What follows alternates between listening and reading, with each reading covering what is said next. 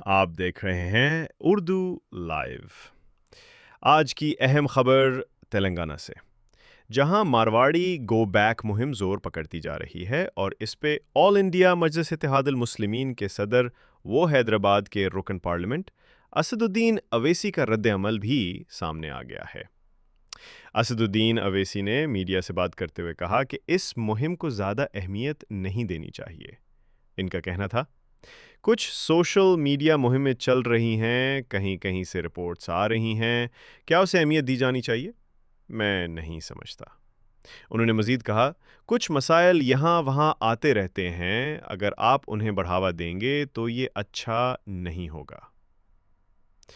ناظرین، یہ مہم اس وقت شروع ہوئی جب سکندرآباد کے منڈا مارکیٹ میں ایک جیولری سٹور کے مالکان نے پارکنگ جھگڑے کے دوران ایک پسماندہ طبقے کے شخص پر حملہ کیا۔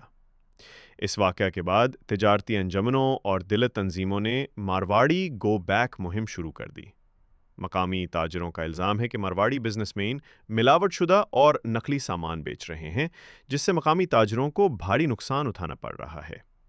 اس مہم کو مقامی تاجروں اور کچھ دلت تنظیموں کی حمایت حاصل ہے، جبکہ دوسری طرف بی جے پی کے کئی رہنما مارواڑی کمیونٹی کے ساتھ کھڑے نظر آئے ہیں۔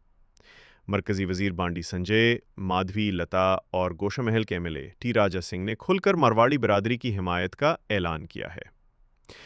تلنگانہ کے کئی اضلاع میں 22 اگست کو اس مہم کے حق میں بند منایا گیا۔ ناظرین، آپ کی کیا رائے ہے؟ کیا اس مہم کو نظر انداز کر دینا چاہیے جیسا کہ اویسی صاحب کہہ رہے ہیں، یا پھر مقامی تاجروں کے خدشات کو سنجیدگی سے لینا چاہیے؟ کمنٹ میں اپنی رائے ضرور دیجیے گا۔ ویڈیو کو لائک اور زیادہ سے زیادہ شیئر کیجیے اور چینل کو سبسکرائب کرنا نہ بھولیے گا۔ دیکھتے رہیے اردو لائیو۔ اللہ آپ کا حامی و ناصر ہو۔